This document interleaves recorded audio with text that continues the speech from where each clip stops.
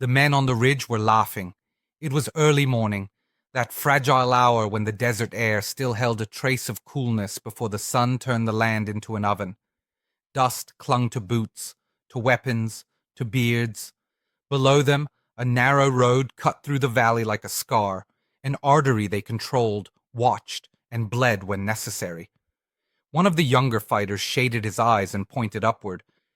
"There it is again," he said, smirking. "That little airplane." High above them, almost invisible against the pale blue sky, a dark shape moved slowly, deliberately. No roar, no contrail, no warning. Just a faint hum that vanished the moment the wind shifted. The men laughed harder. They had seen it before. For weeks now, sometimes for hours at a time. Always distant, always silent, always harmless. An old commander spat into the dust. "Americans," he muttered, "they think watching is the same as fighting." To the militia, the aircraft was an insult, a symbol of fear. A rich nation too afraid to send real soldiers into the valley, too afraid to bleed. They called it names. A toy, a coward's weapon, a useless eye in the sky. What they didn't know, what they couldn't know, was that this aircraft was not just watching. It was waiting. Thousands of miles away, half a world removed from the heat and dust of the valley, a man sat in a darkened room. The glow of multiple screens reflected off his face. He wore a flight suit, but he wasn't in the air. He was seated in a reinforced building, in a chair bolted to the floor, hands resting lightly on a control stick and throttle. On his screen, the valley filled the frame.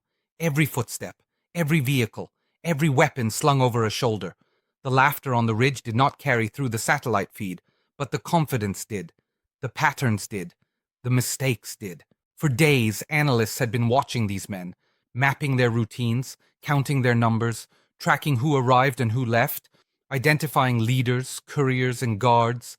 They knew which truck carried ammunition, which building housed radios, which man gave the orders. And now, at last, the final piece had fallen into place. The target was confirmed. Back in the valley, the militia began to move. A convoy of pickup trucks rolled onto the road below, dust plumes rising behind them like signals. Men climbed into the beds, weapons resting casually against their knees. This was routine. They had done this 100 times. Still, the drone remained, floating, watching, silent. One fighter raised his rifle and fired a few shots into the air, laughing as the recoil thumped into his shoulder. "Go home!" he shouted at the sky. The aircraft did not react. It didn't need to, because the predator, named for a hunter that stalks without being seen, had already locked onto its prey. Beneath its slender wings, something new waited, something the men on the ridge had never seen before. A single missile, smaller than they expected, precise, patient, deadly, a hellfire. Long before the men on the ridge ever laughed at the speck in the sky, the idea of fighting a war with unmanned aircraft was treated as a fantasy, sometimes even a joke. For most of military history, air power meant risk. Pilots climbed into cockpits knowing that if their plane went down, capture or death would follow. Bravery was measured in proximity to danger. Distance was seen as cowardice. The Predator drone shattered that equation. But it didn't start that way. The aircraft now circling hostile valleys began its life in the 1990s as little more than a flying camera. Officially designated the RQ-1 Predator, it was slow, lightly built, and unarmed. It could stay in the air far longer than any fighter jet, but it couldn't fight back. If shot at, it would simply fall. Early critics inside the US military dismissed it outright. It's too slow. It's too vulnerable. It's not survivable in real combat. To traditional commanders, the Predator had one role: surveillance. Watch enemy movements, gather intelligence, then send in real aircraft or real soldiers to do the fighting. Even then, the drone struggled to earn respect. Its video feed was grainy. Satellite connections dropped. Weather interfered. And in an era obsessed with speed and firepower, the Predator seemed fragile and unimpressive. But everything changed after September 11th, 2001. In the days following the attacks, the United States found itself facing a new kind of enemy. One that didn't wear uniforms, didn't hold territory in conventional ways, and blended seamlessly into civilian populations. Finding the enemy was now as important as fighting him, and suddenly, the Predator's greatest weakness, its slowness, became its greatest strength. While fighter jets screamed overhead for minutes at a time, the Predator could loiter for hours. While satellites passed overhead briefly, the drone could watch continuously. It could track individuals, not just armies. For the first time, intelligence analysts could observe patterns of life: who met whom, when, where, and how often. The battlefield was no longer just geography, it was behavior. Still, one problem remained. The Predator could see everything, but it couldn't act. That limitation became painfully clear in Afghanistan. Drone operators would track high-value targets, sometimes even senior al-Qaeda leaders, only to watch helplessly as they disappeared before manned aircraft could arrive. Opportunities slipped away in real time. That frustration led to a radical idea. What if the drone didn't just watch?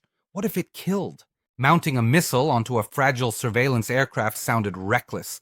Engineers worried about weight, balance, and control. Commanders worried about optics, about what it meant to kill someone remotely from across the planet. But the urgency of the war pushed experimentation forward. The weapon chosen was the AGM-114 Hellfire missile, originally designed to destroy tanks. Compact, precise, proven. In early tests, Predators were modified to carry a single Hellfire under one wing, then two. The results stunned even the skeptics.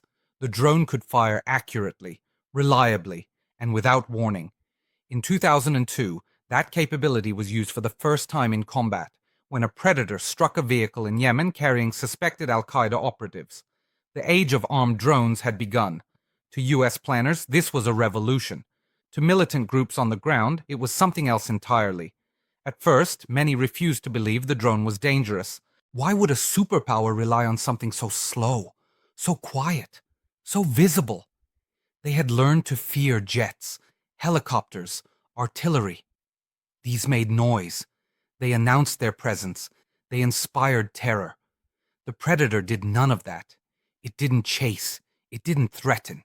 It didn't roar. It simply appeared and stayed. So the militias adapted the wrong lesson. They assumed that because the drone didn't strike immediately, it never would. They mocked it, fired at it, ignored it. They mistook patience for weakness. What they didn't understand was that the Predator was not just an aircraft. It was a node in a global system. Its camera fed analysts. Its signals fed commanders. Its targeting data fed decision makers thousands of miles away. By the time a missile was fired, the fight had already been won. And while the men on the ground laughed at what they could see, they had no idea how many eyes were watching them back. The Predator was never meant to intimidate. It was meant to observe, and when the moment was right, to end the fight before it ever began. The Predator did not become a killer overnight. Its transformation, from a fragile surveillance aircraft into one of the most feared weapons of modern warfare, was gradual, uneven, and driven as much by failure as by success. Each step forward came from lessons written in missed chances and lives lost. The Predator's earliest missions were cautious experiments. Flying over the Balkans in the mid-1990s, the drone proved it could do something revolutionary: stay. While fighter jets were forced to return to base after minutes, the Predator lingered. It watched convoys move. It observed artillery positions shift. It tracked human behavior over time, but it was helpless. Serbian forces learned quickly that the drone posed no immediate threat. They shot some down. Others simply ignored it. The Predator could report, but it could not intervene. Still, intelligence analysts loved it. For the first time, war was being recorded continuously. As the United States turned its focus toward al-Qaeda, the Predator followed. In Afghanistan, drones tracked suspected militant camps and convoy movements in remote regions inaccessible to ground forces. In one infamous case, a Predator filmed a tall man in white robes believed to be Osama bin Laden himself. The footage reached senior leaders. The reaction was immediate and furious. They could see him. They could track him. But they couldn't stop him. That moment changed everything. Within weeks, engineers were ordered to test whether a predator could fire a missile without losing control. Early trials were risky. The aircraft wasn't designed for recoil or heat. One miscalculation could send it spiraling out of the sky. But the tests worked. Barely. After 9/11, hesitation vanished. Predators were fitted with Hellfire missiles, originally designed to punch through tank armor. Suddenly, the slow-moving drone was no longer passive. It was lethal. The first combat use came in 2002 when a predator tracked and destroyed a vehicle in Yemen believed to be carrying senior al-Qaeda figures. There was no dogfight, no warning, just a missile striking exactly where intelligence said it would. This wasn't air combat. It was execution by data. As wars in Iraq and Afghanistan intensified, the predator became indispensable. It patrolled roads for hours, watching for insurgent movements. It followed individuals from safe houses to meeting points. It gathered intelligence that no human patrol could. But its strikes were still rare. Rules of engagement were tight. Commanders worried about civilian casualties. Every launch required multiple layers of authorization. On the ground, insurgents noticed the drone, but didn't fear it yet. It still seemed hesitant, predictable. This period marked the Predator's true coming of age. Sensor upgrades improved image clarity. Satellite links became more reliable. Targeting systems grew precise enough to strike individual vehicles, rooms, even specific people within a group. At the same time, intelligence processes matured. Analysts no longer focused on single moments. They studied patterns of life, who someone met, where they slept, how often they traveled, and when they deviated from routine. When a strike happened, it was no longer reactive. It was inevitable. Militias that once mocked the drone began to change behavior, avoiding open movement, breaking into smaller groups, hiding among civilians. But many learned too late. By the time newer drones like the MQ-9 Reaper entered service, the Predator had already rewritten warfare. It had proven that. Air power didn't require pilots in the sky, lethality didn't require speed, fear didn't require noise. The Predator was eventually phased out, not because it failed, but because it succeeded so completely that more powerful successors were needed. Yet the mindset it introduced never disappeared. War was no longer just fought where soldiers stood. It was fought where data flowed. From its beginnings as a mocked surveillance tool to its evolution into a surgical weapon, the Predator followed a simple principle. Watch long enough, and everyone makes a mistake. And when they did, the drone was already there. In villages, deserts, and mountain passes across conflict zones, the Predator became familiar. Too familiar. It circled slowly, predictably, often at the same altitude, sometimes for entire days. Fighters began to recognize its silhouette. Long wings, thin body, awkward proportions. It didn't look like a weapon. It looked like a mistake. Militia commanders scoffed at it during briefings. Younger fighters fired at it for sport. Others waved, mocked, even posed beneath it. If they wanted us dead, one insurgent reportedly joked, they would send planes, not toys. That belief spread, and it was deadly. The Predator violated every instinct shaped by decades of warfare. Traditional airstrikes were loud. Jets screamed overhead. Helicopters chopped the air. Artillery announced itself with thunder. These sounds gave warning. Time to scatter. Time to hide. The Predator gave none. It made no demand for attention. And that was precisely the point. What the militias couldn't see was how the battlefield had quietly shifted. The drone wasn't hunting moments. It was hunting patterns. Every time fighters gathered openly, analysts took note. Every convoy route was logged. Every habitual meeting place became a data point. What felt like freedom to the men on the ground was, in reality, exposure. The longer they ignored the drone, the clearer the picture became. The real turning point came when strikes stopped being random. Early drone strikes felt sporadic, even lucky, hits that could be dismissed as coincidence or betrayal.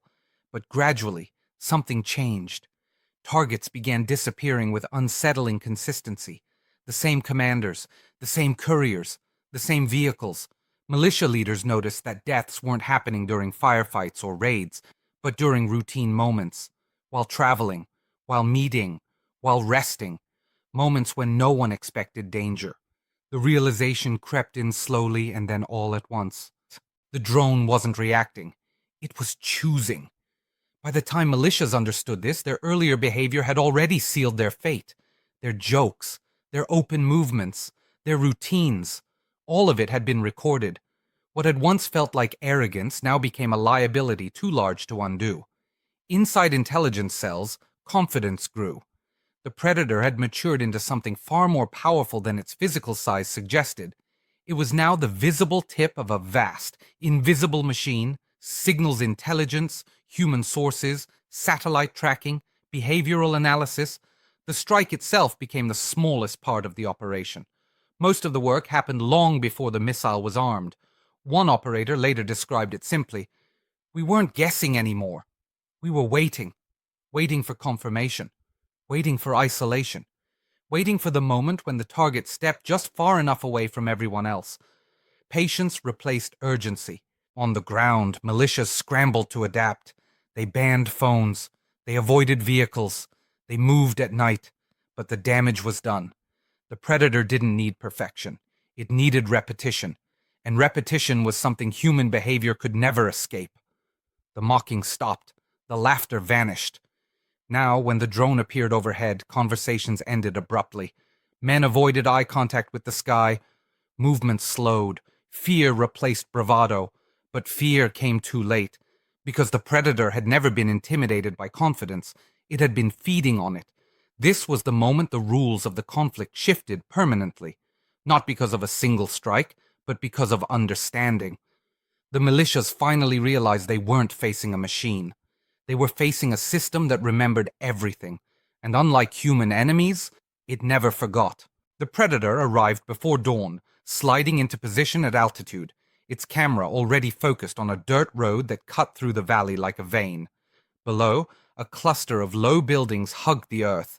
Mud walls, corrugated roofs, shadows stretching long in the early light. To an untrained eye, nothing stood out. To the analysts, everything did.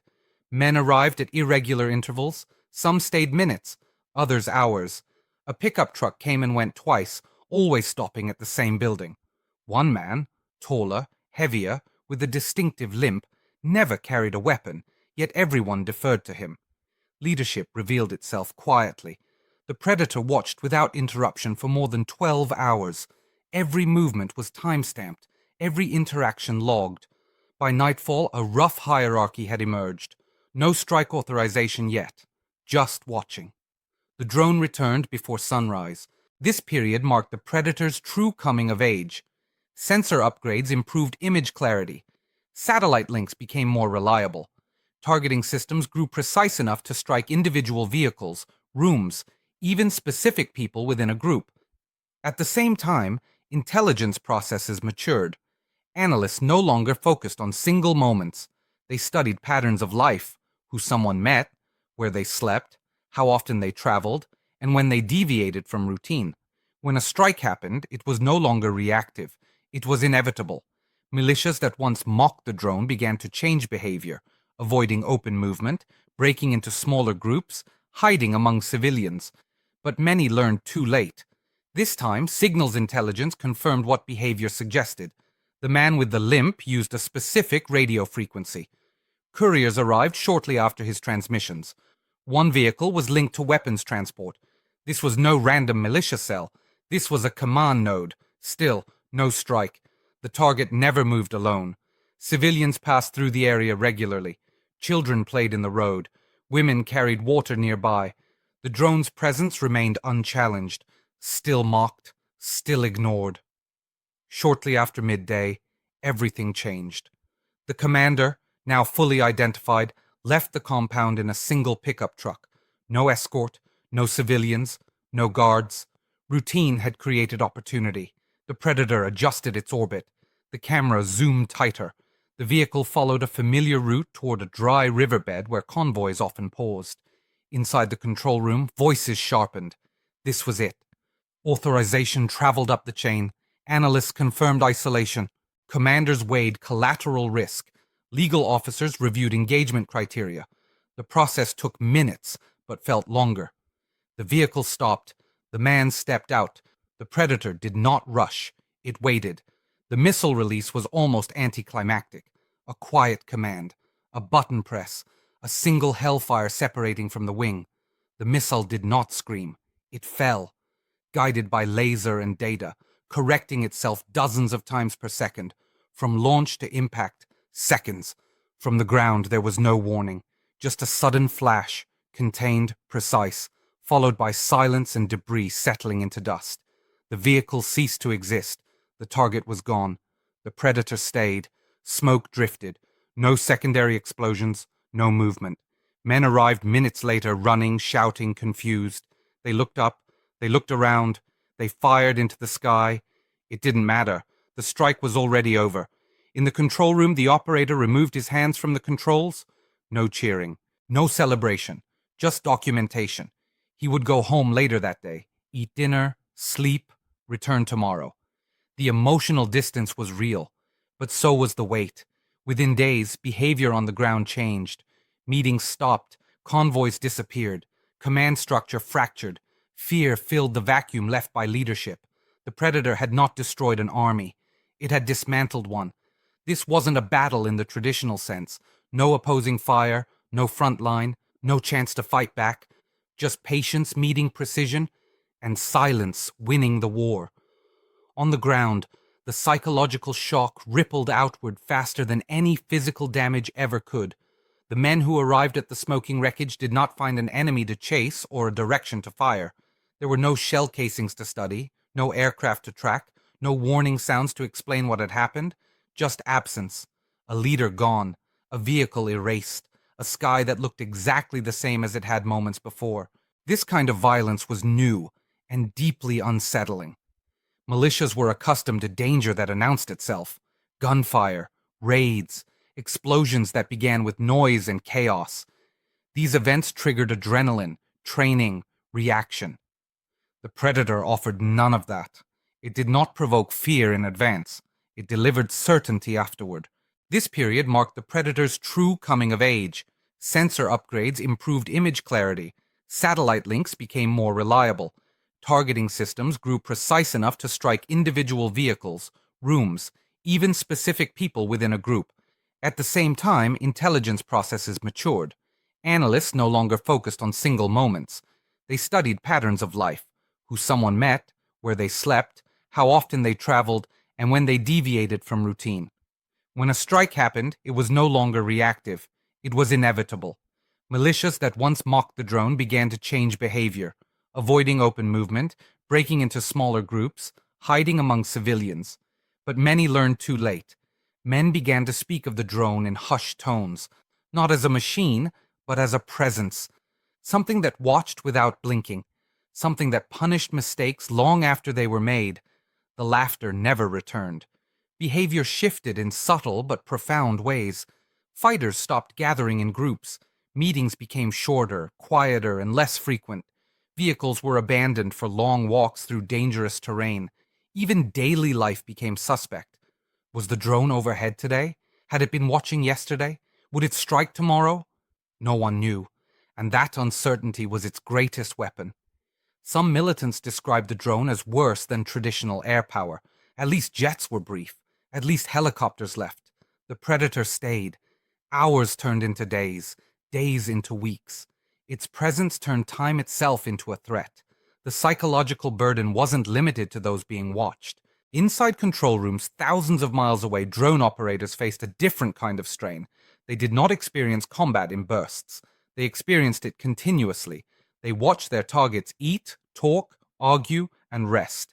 They learned routines, recognized gestures, saw people as people, right up until the moment they were no longer alive. One operator later said, "It's strange. You know everything about them. And then, in an instant, you know nothing at all." The emotional dissonance was sharp and persistent. Unlike pilots who dropped bombs and flew away, drone crews stayed. They observed the aftermath. They saw who came running. They saw who didn't. There was no escape from consequence. This created a unique psychological paradox. Distance made killing possible. Proximity made it personal. Operators were safe, but never detached. For militias, The damage was cumulative. Trust eroded. Paranoia spread. Every absence became suspicious. Was he late or was he dead? The predator didn't need to strike often anymore. Its reputation did the work. Over time, some groups fractured entirely. Leaders avoided exposure. Orders became vague. Initiative died. Fighters waited for instructions that never came. The drone had not just killed individuals, it had killed momentum. This period marked the predator's true coming of age. Sensor upgrades improved image clarity. Satellite links became more reliable. Targeting systems grew precise enough to strike individual vehicles, rooms, even specific people within a group. At the same time, intelligence processes matured. Analysts no longer focused on single moments. They studied patterns of life, who someone met, where they slept, how often they traveled, and when they deviated from routine. When a strike happened, it was no longer reactive. It was inevitable. Militias that once mocked the drone began to change behavior, avoiding open movement, breaking into smaller groups, hiding among civilians. But many learned too late. Fear is contagious. And in this new kind of war, fear did not come from overwhelming force. It came from patience, from silence, from knowing that somewhere above, unseen, something was watching and would decide when the moment was right. For centuries, military strategy revolved around concentration of force. Armies gathered strength, moved visibly, and fought decisively. Victory depended on mass, speed, and shock. The predator inverted every one of those principles. It required no mass, no speed, no shock. It required time. By remaining airborne for hours, sometimes more than a full day, the predator transformed surveillance into dominance. Control no longer came from occupying terrain, but from understanding it better than anyone else. The battlefield became behavioral. Who moved where? Who met whom? Who broke routine? Victory no longer required seizing ground. It required identifying the right moment. This was devastating for non-state militias. Their greatest strengths, mobility, concealment, and blending into civilian life, became vulnerabilities under persistent surveillance. Every adaptation created new patterns. Every attempt at secrecy produced traceable behavior. The predator didn't chase. It waited. Strategically, this allowed powerful states to apply force with unprecedented precision. Strikes could be delayed until targets were isolated. Operations could be canceled at the last second if civilians appeared. Intelligence cycles shortened from days to minutes. Risk shifted dramatically. Not to civilians, though that debate would rage for years, but to decision makers. Commanders now bore direct responsibility for individual deaths. Each strike was deliberate, documented, reviewed. War became personal at the strategic level. For militias, the cost of leadership skyrocketed. Commanders became liabilities. Experience, once an asset, became a beacon. The more someone knew, the more they communicated, and the more visible they became. Younger, less experienced fighters took command. Mistakes multiplied. The predator didn't just remove leaders. It hollowed organizations from the inside. The strategic reach was global. Predators could strike in regions where traditional forces could not deploy easily or politically. Borders mattered less. Geography lost its protection. This changed diplomacy as much as combat. Pressure could be applied without invasion, influence without occupation, force without footprint. But this power came with consequences. Critics argued that remote warfare lowered the threshold for violence. That killing became too easy. That distance dulled moral restraint. Supporters countered that precision saved lives on both sides and avoided massive ground wars. Both were right. The predator forced the world to confront an uncomfortable truth. Technology had outpaced tradition. War was no longer defined by bravery alone, but by data, patience, and control. The militias had mocked the drone because it didn't look like a weapon. They were thinking in old terms. The predator wasn't designed to win battles. It was designed to end them, quietly, efficiently, and on its own timeline. And once that lesson was learned, it could never be unlearned. Not peaceful, just empty. In the weeks after the strike, activity slowed to a crawl. The road, once crowded with pickup trucks and armed patrols, became deserted. Meetings stopped happening in daylight. Then they stopped happening at all. The militia had not been defeated in battle. It had dissolved. Fear did what firepower could not. Leadership gaps were never truly filled. Those who stepped forward were cautious, inexperienced, or unwilling to communicate. Orders became fragmented. Cells operated independently, often at cross purposes. The cohesion that once gave the group strength never returned. The predator did not hunt them all down. It didn't need to. Across conflict zones worldwide, similar patterns repeated. Militant groups adapted, covering faces, avoiding electronics, moving constantly, but adaptation came at a cost. Efficiency dropped. Trust eroded. The strain of permanent surveillance exhausted organizations long before bombs or bullets did. The drone didn't just kill people, it reshaped behavior. For the United States and its allies, the Predator became a symbol of a new era, one defined by reach without presence. Wars could be fought without mass deployments. Targets could be removed without occupying territory. It was effective, it was controversial, and it was irreversible. The ethical debate followed close behind. Critics questioned the morality of remote killing, the psychological toll on operators, the risk of civilian casualties, the precedent set for future conflicts. Supporters pointed to reduced troop casualties, minimized collateral damage, and the avoidance of prolonged ground wars. The Predator sat at the center of that debate, not as a villain or hero, but as a tool that forced hard questions no one could avoid. Eventually, the Predator itself faded from the spotlight. Newer drones, faster, higher flying, more heavily armed, took its place. The Reaper and others carried forward its mission with greater power and endurance, but the Predator's true legacy was not its hardware. It was the idea it proved. That watching could be as decisive as striking, that patience could be deadlier than speed, that silence could dominate a battlefield.